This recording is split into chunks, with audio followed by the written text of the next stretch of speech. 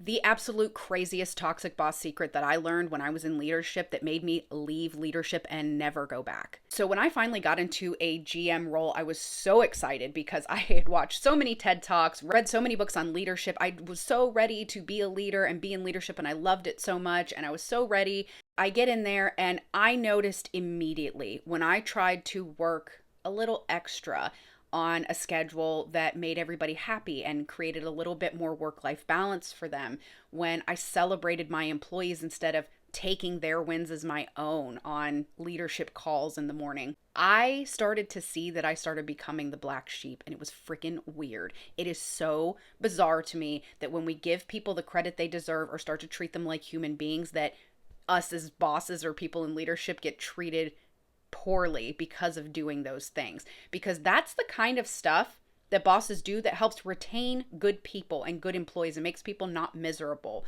which helps drive better business practices, right? Like results. You want to make money. If your people are happy, they'll help you make more money by being decent employees and, by being treated decently.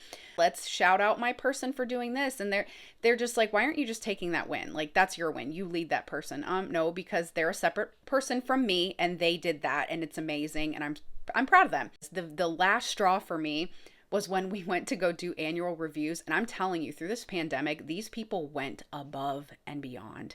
I mean, above and beyond. I started giving them above meets expectations. Immediately got a phone call. And they were like, we don't do that. And so one of the people in leadership that was above me, that was kind of like an area manager, pulled me aside and was like, look, don't tell anyone this, but I'm going to share this with you.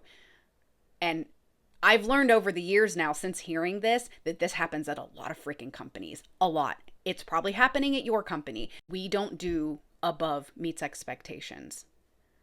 And I said, but I mean, they're like way exceeding expectations, especially for the pay that they're getting. And he said, it doesn't matter. They don't allow us to do that because it means we have to give them more money. And I was like, I laughed and I was like, what, like a 15-cent raise? He didn't think that was funny. I didn't think it was funny. I didn't think the whole situation was funny. I had to laugh about it because it was such I can't talk too much about it, but and people were very hostile to us, and these people handled this stuff with such grace. Flabbergasted isn't even the word. Just absolutely just stunned. Stunned and disgusted. After that, I was like, yeah, I don't want to be in leadership anymore because I learned it was so commonplace for places to do this, that this is why I recommend job hopping. If you job hop, you get like 20, 30+% more money if you job hop. If you stay where you're at, you might not get a raise at all. You might not get a bonus, and you might get like a 2% raise maybe. Job hop. Companies don't have loyalty to us. We don't have loyalty to them. You do what you need to do.